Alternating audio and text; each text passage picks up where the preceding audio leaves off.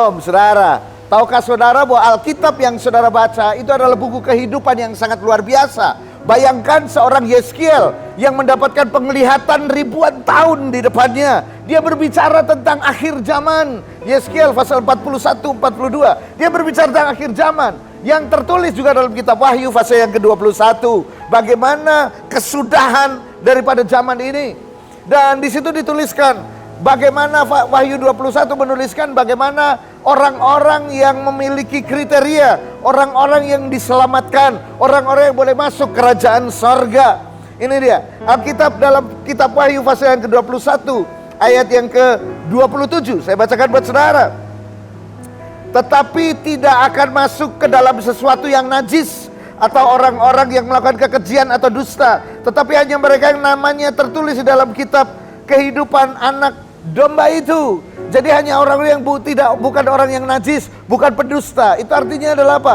Hanya orang-orang yang kudus. Dan hanya orang-orang yang kudus tertulis dalam kitab kehidupan. Dan hanya orang yang tertulis dalam kitab kehidupan, mereka boleh masuk dalam kerajaan Allah. Kekudusan itu hal yang mutlak, yang diinginkan Tuhan dalam kehidupan saudara dan saya.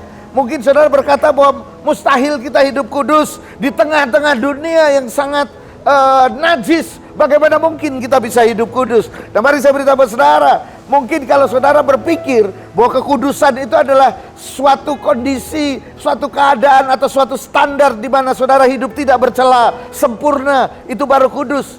Dan ternyata tidak seperti itu saudara. Artinya begini, kata kudus itu artinya dalam bahasa aslinya adalah kadosh. Kadosh itu artinya adalah dipisahkan, disendirikan. Tetapi juga kata kados di situ artinya adalah apa? Naik lebih tinggi. Naik lebih tinggi. Itu juga kados. Artinya begini saudara.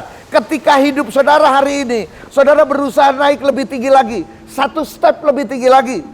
Dalam mengikut Tuhan. Dalam menjaga hidup saudara. Hidup saudara. Itu artinya saudara sudah hidup kudus. Ketika saudara rindu. Saudara biasanya setiap hari tidak berdoa, lalu saudara memiliki komitmen, saya tiap hari mau berdoa. Itu tandanya saudara naik satu step. Saudara yang biasanya berdoa 5 menit, saudara berkata saya mau berdoa 10 menit. Itu tandanya saudara naik step lagi lebih tinggi. Ketika saudara berkata, oh biasanya aku memberikan persembahan cuman sekian, saya akan meningkatkan persembahan saya.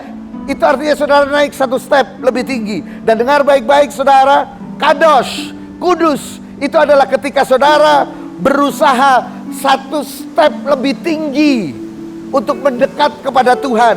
Satu step lebih tinggi untuk saudara apa? Melakukan kebenaran. Pada waktu saudara melakukan satu step lebih tinggi, pada waktu itulah saudara hidup kudus. Haleluya.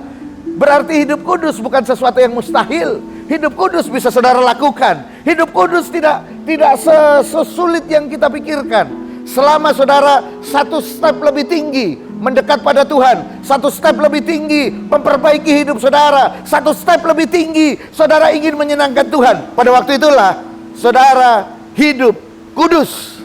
Dan hanya orang-orang yang kudus yang memiliki kerajaan sorga. Mari, hari ini saya mengajak saudara satu step lebih tinggi. Kingdom Lifestyle hari ini. Dan Yesus memberkati saudara.